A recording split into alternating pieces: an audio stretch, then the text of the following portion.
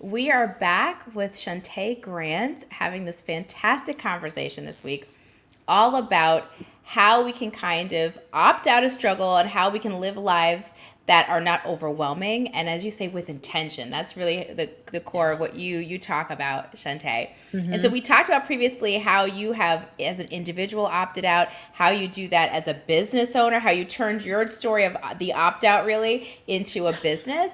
And so I wanted to really know a little bit more about, I think as Black women, we do really well at achieving. Like, I think we're just high achieving folks and entrepreneurial, and also like crushing it in corporate spaces and helping professions.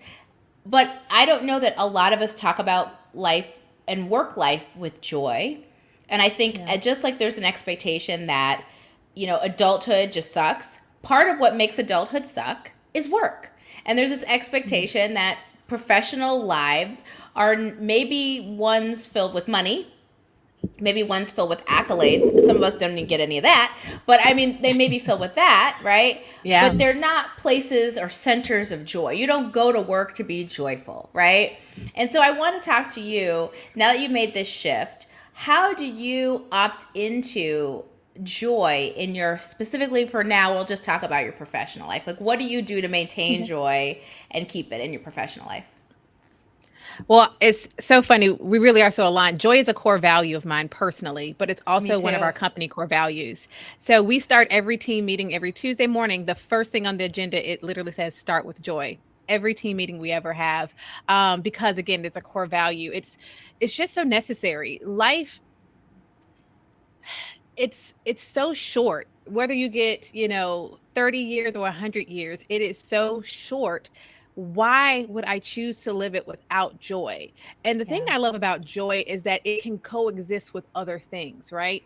You can have joy even in grief or sorrow. You can have joy in challenging times. You can have joy in the midst of a lot of things. And that's what's so powerful about joy. And so the way I infuse that professionally, one is, like I said, it's a company core value. That's something we look for even in the interviewing process.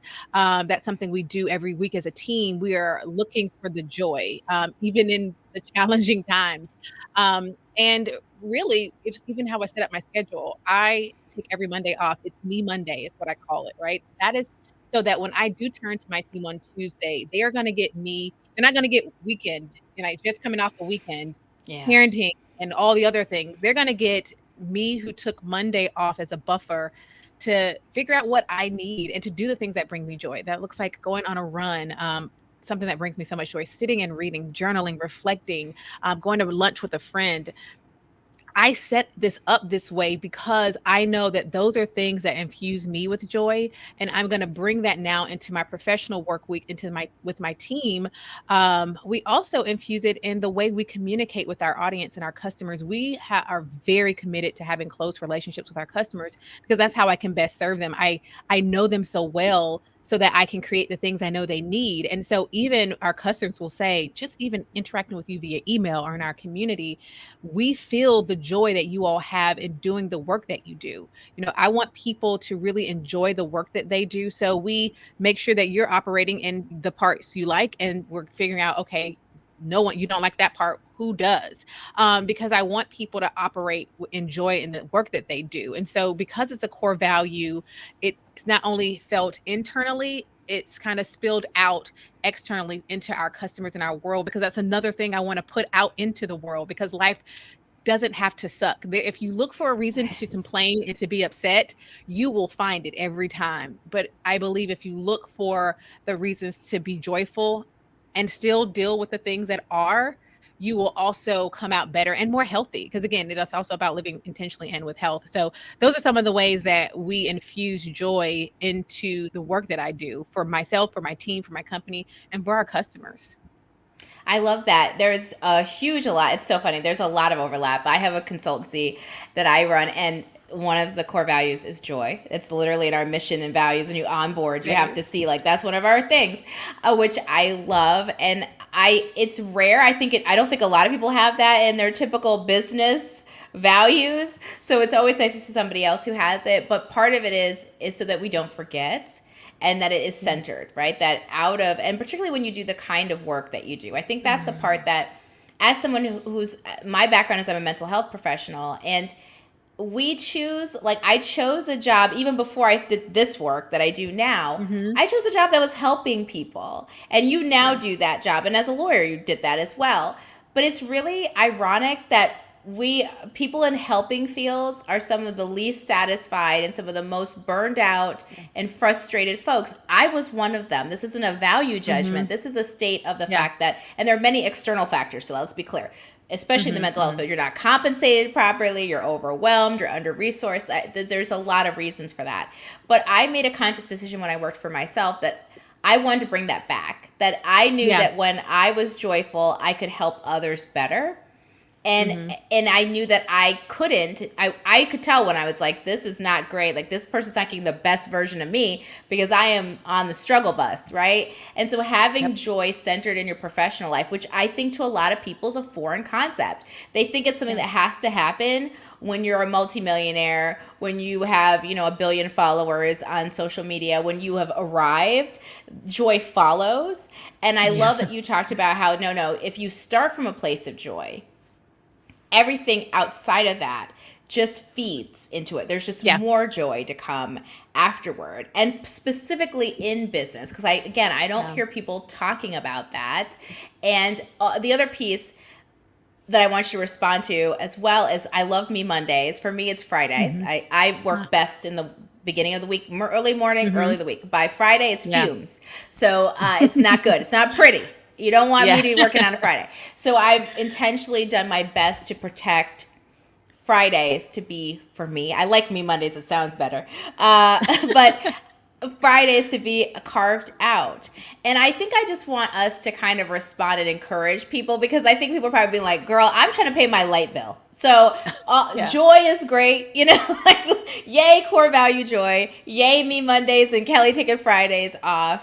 But I think I also want to, and we can talk about this together, but I'd love to have you first respond to the steps that led to that, right? Like, people are not going to maybe be able to take Fridays or Mondays off, and they're not going to be able to start a team meeting start with joy, because they're sitting in the chair listening to their boss yell about what happened over the weekend, right? So for you, how could we rewind that and even bring it to smaller steps for people? Like, what could they do today to bring joy into their professional life?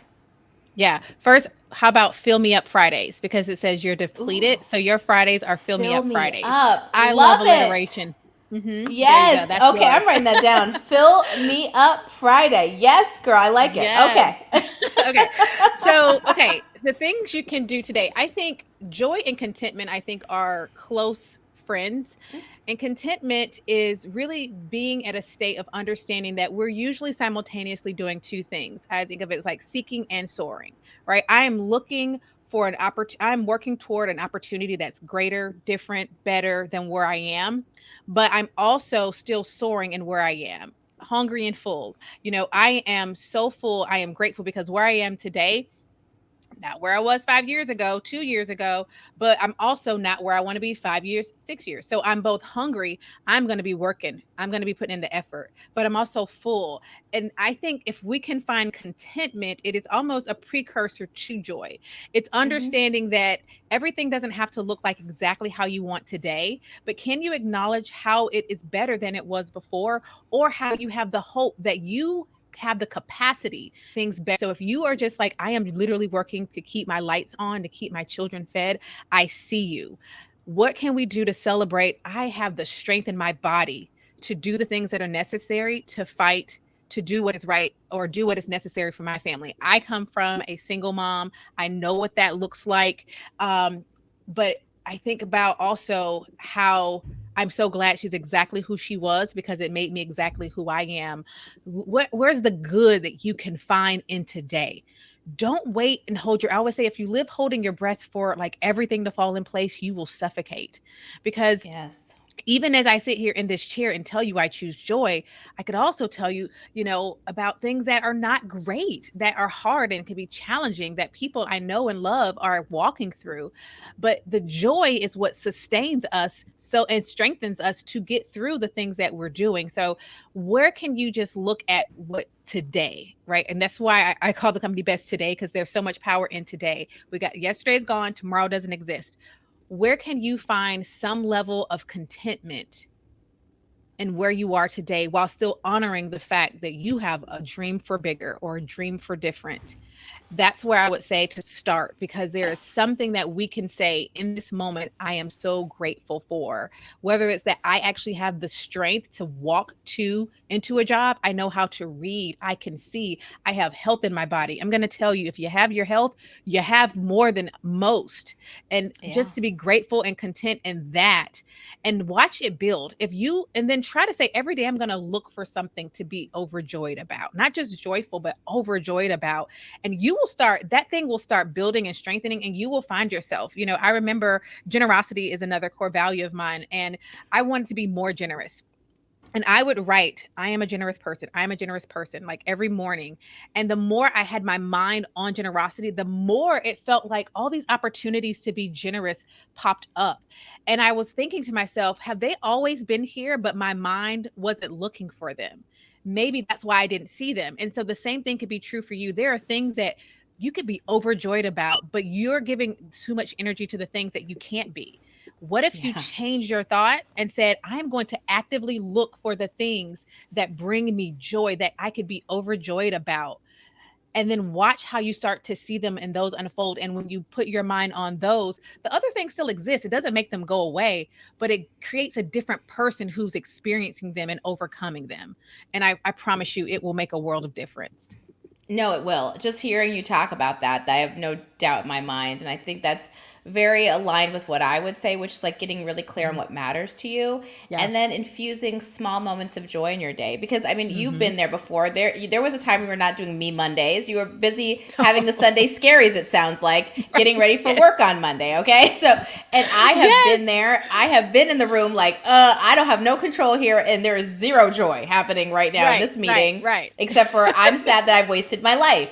And what am I Right. doing? Right. And I'm burned out. So I've been there, and what I started long before I got to a consultancy that I own, that I take Fridays off on, long before I got there, I started a mission to bring more of the things that brought me joy into my work life.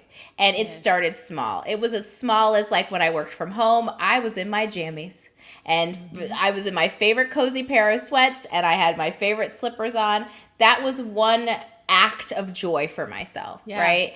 That I started bringing. I'm a planner person, and so we'll have to talk later. And I had like a really sparkly, I was like in a C-suite, and I had this really ridiculous, gaudy, in your face, and I made it even worse. Yes. Right? And I had stickers, and I started giving stickers out to the executives. I'm like, you get a sticker, and they're like, this woman is ridiculous. But that brought me joy, right? Yes. It didn't change that I still was in a structure that I felt was racist and sexist, and I was not getting paid. It did not change. Like you said, it doesn't change. Exactly. It's just like overnight, my life didn't change into like this ball of joy 24/7. But it became a choice that I was making to still find ways to infuse joy, even if it was down to like the lotion that I love, that when things got real too ridiculous in the meetings or like at a request, take that lotion out, rub it on my hands, at least smell the joy, because I wasn't experiencing it anywhere else. And it's those little moments of joy, right? Add up to days of joy, add up to months, right? And then you start, like you said, you start seeing opportunities, moments where you didn't see before. Like you said, when you prioritize generosity. Same to me with joy, right? When you prioritize that, you start doing small moments. That's something you can do today. Anybody can get their lotion out and make sure that that's the thing, if that's what they love, right? That's something you can do whether you're struggling with the lights or you have a week off and you don't have to work. You're a lady, a person of leisure, right? You can still do that smallest thing. And it's in those small little moments that they accumulate, they add up and change your life. And I really do feel like that radical act of like, I'm bringing my planner to work and I don't care what it looked like. It's going to be with my sparkly pen. That's what's up. That act, I can see the connection between that and me striking out and doing my own consultancy where I work with workplaces. Like I can see that line of where it's like, and I can see the line that's like, now I got it written down. Fill Me Up Friday is happening. I can see that it started there, right? And led to where I am now. I love that so much. As you were talking, I thought about two things. I keep my favorite candle in my office. It's that scent that I have them all over my home.